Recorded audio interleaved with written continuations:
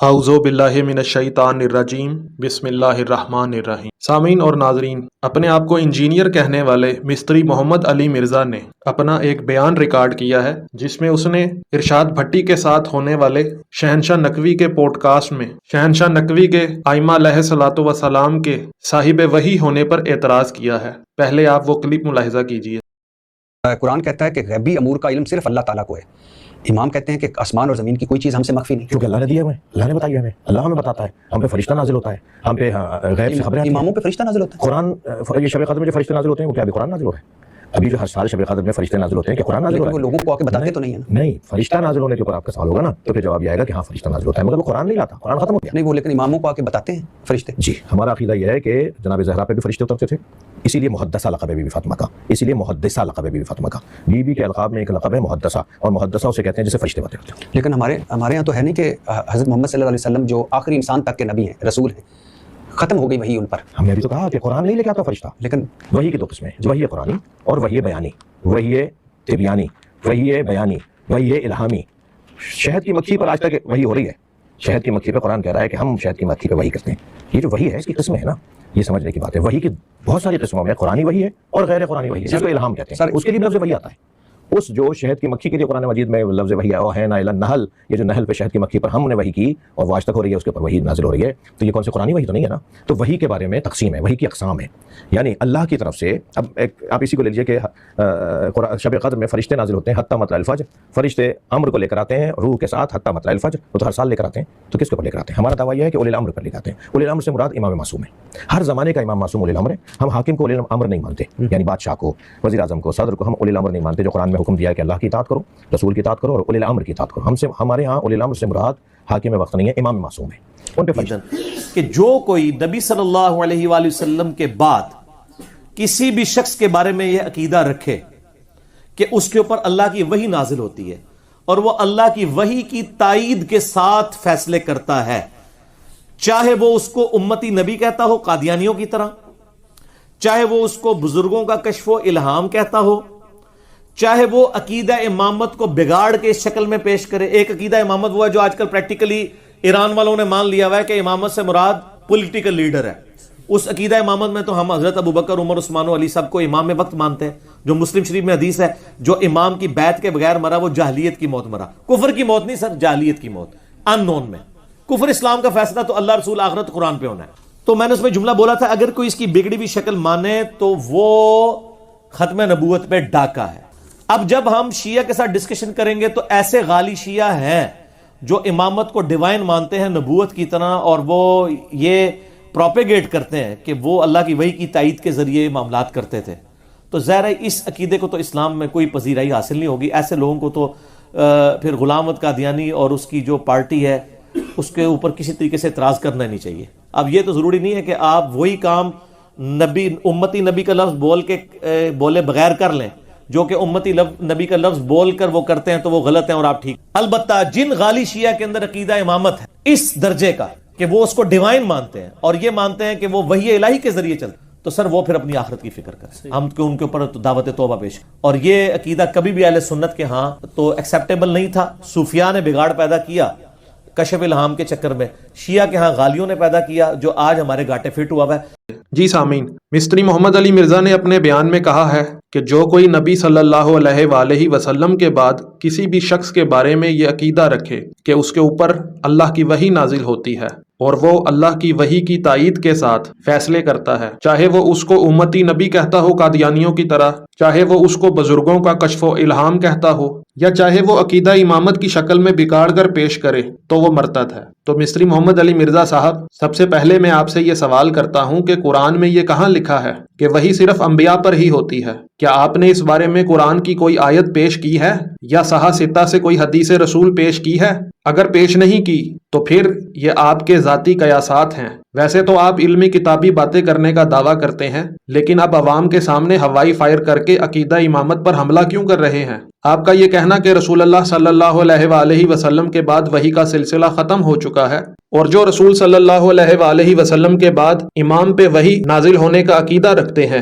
تو وہ بھی مثل قادیانی ہیں اور آپ کے نزدیک مرتد ہو گئے ہیں یا آپ کے نزدیک کافر ہو گئے ہیں۔ تو میرا آپ سے سوال ہے کہ کیا آپ کا عقیدہ یہ ہے کہ وحی صرف انبیاء علیہم السلام پر ہی نازل ہوتی ہے؟ اگر آپ کا یہ عقیدہ ہے اور جیسا کہ آپ کے بیان سے ظاہر ہے، سورہ نحل کی آیت نمبر 68 میں اللہ نے ارشاد فرمایا وَأَوْحَىٰ رَبُّكَ إِلَى النَّحْلِ، اور آپ کے رب نے شہد کی مکھی کی طرف وحی کی۔ اور اللہ نے قرآن میں ارشاد فرمایا ہے کہ ہم نے موسیٰ علیہ السلام کی والدہ کو وحی کی، اور اللہ نے قرآن میں ارشاد فرمایا ہے کہ ہم نے عیسیٰ علیہ السلام کے حواریوں کو وحی کی۔ تو اب نہ تو شہد کی مکھی نبی ہے، نہ موسیٰ علیہ السلام کی والدہ نبی ہیں، اور نہ ہی حضرت عیسیٰ علیہ السلام کے حواری نبی ہیں۔ تو ان مذکورہ ہستیوں پر نازل ہونے والی وحی کے بارے میں آپ کیا کہیں گے؟ کیا قرآن کی ان آیات پر ایمان رکھتے ہیں یا ان کا انکار کر کے کفر کا مرتکب ہوں گے؟ اگر آپ قرآن کی ان آیات پر ایمان رکھتے ہیں تو آپ کا غیر انبیاء پر وحی کے نازل نہ ہونے والا عقیدہ باطل ثابت ہو گیا۔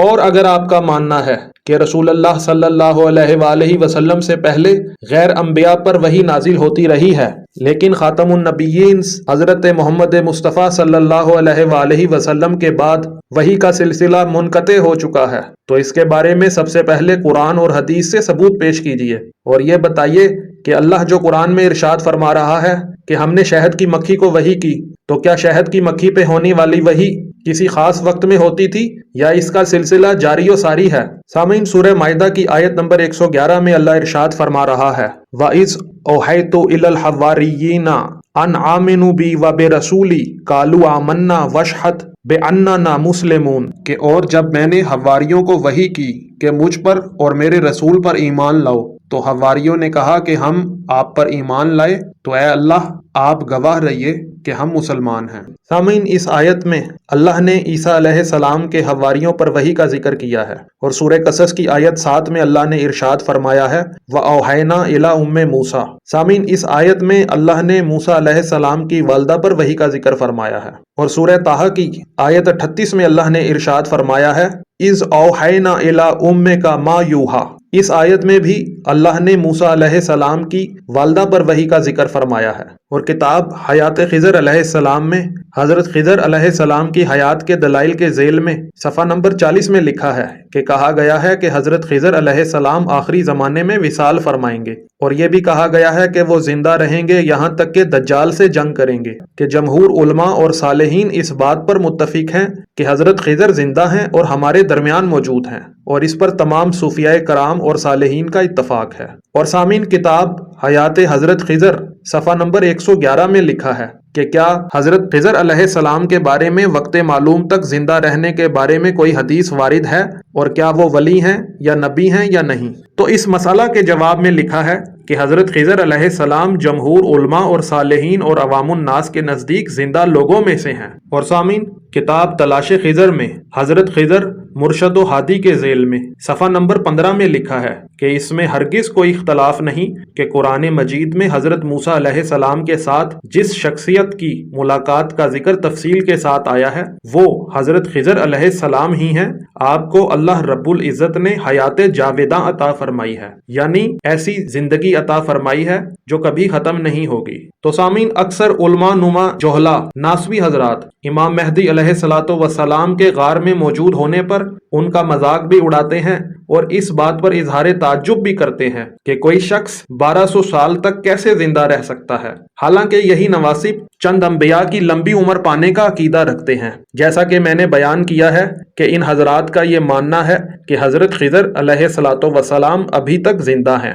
اور ان لوگوں کا یہ بھی ماننا ہے کہ حضرت خضر علیہ السلام نے حضرت موسیٰ علیہ السلام کا دور بھی پایا ہے۔ تو اگر خضر علیہ السلام حضرت موسیٰ علیہ السلام کے زمانے سے لے کر آج تک زندہ و جاوید ہیں، تو حضرت موسیٰ علیہ السلام کے کئی ہزار سال بعد دنیا میں ظہور فرمانے والے حضرت محمد مصطفیٰ صلی اللہ علیہ وآلہ وسلم اور ان کی نسل سے دنیا میں ظاہر ہونے والے امام مہدی آخر الزمان علیہ السلام اگر 1200 سال کی عمر پا بھی لیں تو اس میں تعجب کیا ہے؟ خضر علیہ السلام اگر ہزاروں سال زندہ رہ سکتے ہیں تو امام مہدی علیہ الصلوۃ والسلام 1200 سال کی عمر کیوں نہیں پا سکتے؟ سامعین، ہو سکتا ہے کہ کچھ اعتراض کرنے والے حضرت خضر علیہ السلام کے ابھی تک زندہ و جاوید ہونے کا انکار کر دیں اور کہیں کہ حضرت خضر علیہ السلام کا دنیا میں باقی رہنا قرآن و حدیث سے ثابت نہیں یا قرآن اور حدیث کے خلاف ہے، تو کیا وہ حضرت عیسیٰ علیہ السلام کے ابھی تک زندہ ہونے کا انکار کریں گے؟ بالکل نہیں، کیونکہ ہر مسلمان کا یہی عقیدہ ہے کہ حضرت عیسیٰ علیہ السلام قتل نہیں ہوئے،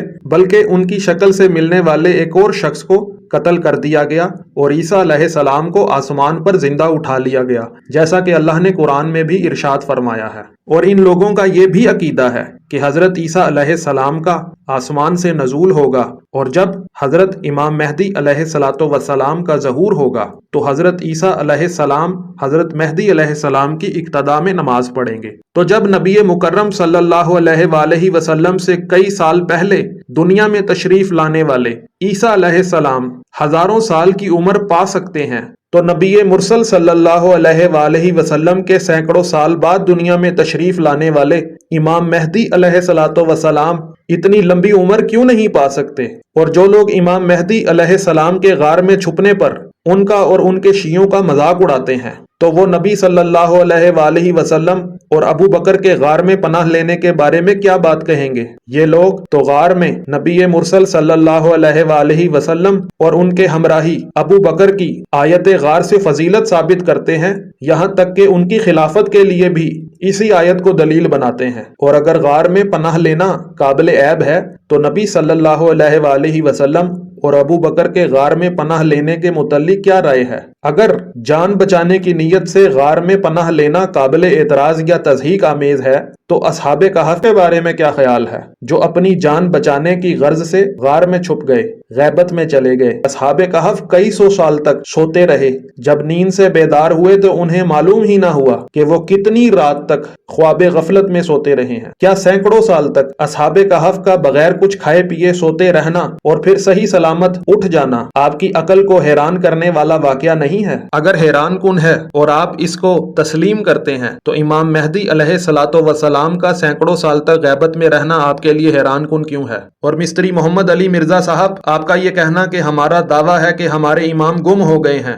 تو مجھے کسی ایک شیعہ کتاب سے یہ ثابت کریں کہ ہمارا یہ دعویٰ ہے کہ امام مہدی علیہ الصلوۃ والسلام گم ہو گئے ہیں۔ ہمارا تو یہ دعویٰ ہے کہ امام مہدی علیہ الصلوۃ والسلام بحکم الہی غیبت میں چلے گئے ہیں، دنیا کی نظروں سے ظاہری طور پر اوجھل ہو گئے ہیں، لوگ ان کی پہچان کرنے سے عاجز ہیں۔ جب اللہ کا حکم ہوگا تو وہ لوگوں کو اپنی پہچان کرائیں گے۔ حضرت موسیٰ علیہ السلام تب بھی نبی تھے جب آسیہ سلام اللہ علیہا نے ان کو لے پالک بنایا، جب انہیں اڈاپٹ کیا، اور موسیٰ علیہ السلام اس وقت بھی نبی تھے جب انہوں نے فرعون کی داڑھی کو پکڑ کر کھینچا اور نجومیوں نے کہا کہ یہ وہی بچہ ہے جو تیری سلطنت کو الٹ دے گا۔ موسیٰ علیہ السلام تب بھی نبی تھے جب وہ فرعون کے محل میں رہا کرتے تھے، لیکن بحکم الہی اپنی نبوت کا اظہار نہیں کیا، لیکن جب مناسب وقت آ گیا تو اللہ کے حکم سے اپنی نبوت کا اظہار کیا۔ اور یہی حال حضرت یوسف علیہ السلام کا ہے کہ جب یوسف علیہ السلام زلیخا کے گھر میں تھے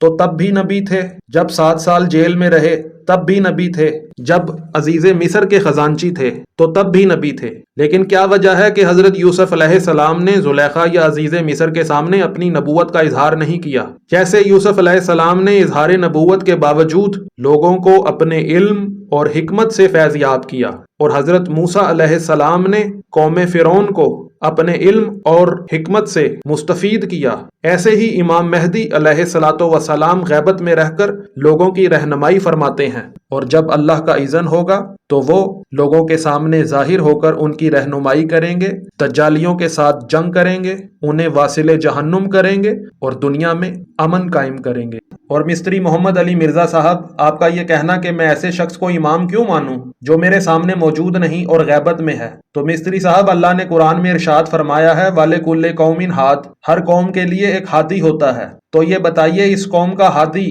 یعنی ہدایت کرنے والا یعنی رہبر یعنی ڈائریکٹر یعنی امام کون ہے؟ کیا آپ لاوارث ہیں یا آپ کا کوئی امام اور وارث موجود ہے؟ اگر آپ کہیں کہ اس دور میں ہمارا کوئی ہادی نہیں ہے تو یہ آپ کا آیت قرآن سے سراسر انکار ہے، اور آیت قرآن کا انکار ہی کفر ہے۔ اگر آپ کا دعویٰ ہے کہ اللہ کی حجت کے غائب ہونے کی وجہ سے آپ ان سے فیضیاب نہیں ہو سکتے، تو یہ بتائیے کہ نبی معظم صلی اللہ علیہ وآلہ وسلم 3 سال شیب ابی طالب میں محصور رہے، تو کیا اس وقت نبی صلی اللہ علیہ وآلہ وسلم کی نبوت ختم ہو چکی تھی؟ اور کیا لوگ رسول اللہ صلی اللہ علیہ وآلہ وسلم کی غیبت میں ان سے فیضیاب ہوتے تھے یا نہیں ہوتے تھے؟ اور جب نبی صلی اللہ علیہ وآلہ وسلم غار میں تشریف لے گئے اور لوگوں کی نظروں سے اوجھل ہو گئے، تو کیا اس وقت حضور پرنور صلی اللہ علیہ وآلہ وسلم نبی تھے یا نہیں تھے؟ اگر نبی صلی اللہ علیہ وآلہ وسلم کے شیب ابی طالب یا غار ثور میں لوگوں کی نظروں سے غائب ہو جانا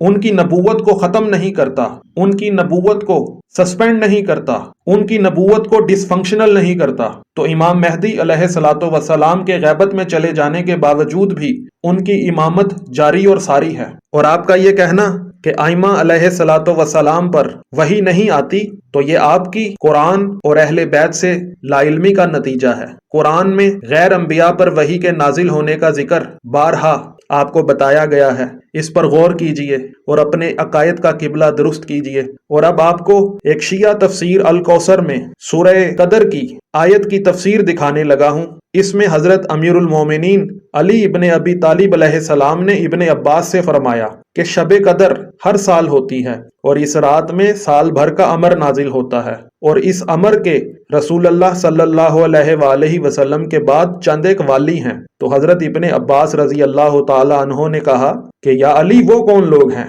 تو امام علی ابن ابی طالب علیہ الصلوۃ والسلام نے فرمایا کہ وہ میں ہوں اور میرے 11 بیٹے ہیں، وہ سب کے سب امام ہیں اور محدث ہیں۔ اور حضرت امام محمد باقر علیہ الصلوۃ والسلام سے روایت ہے کہ آپ نے فرمایا کہ شب قدر میں ولی امر کی طرف سال با سال کے امور کی تشریح نازل ہوتی ہے۔ اور مروی ہے کہ امام محمد باقر علیہ الصلوۃ والسلام سے سوال ہوا کہ کیا آپ کو شب قدر کا علم ہو سکتا ہے کہ کون سی رات ہے؟ تو امام محمد باقر علیہ الصلوۃ والسلام نے فرمایا کہ اس رات کی پہچان کیسے نہیں ہو سکتی جبکہ اس رات ہمارا طواف کرتے ہیں۔ محمد علی مرزا صاحب، آپ نے ملاحظہ کیا کہ آل محمد علیہ الصلوۃ والسلام نے کیا فرمایا ہے؟ وہ فرما رہے ہیں کہ فرشتے ہم پر امر لے کر نازل ہوتے ہیں اور ہمارا طواف کرتے ہیں۔ اور مستری محمد علی مرزا صاحب، جہاں تک آپ کا یہ دعویٰ ہے کہ امامت الہی منصب نہیں ہے، تو میں آپ سے یہ پوچھتا ہوں کہ آپ اپنے خلفائے راشدین کے انتخاب کے لیے جس اجماع کی بات کرتے ہیں،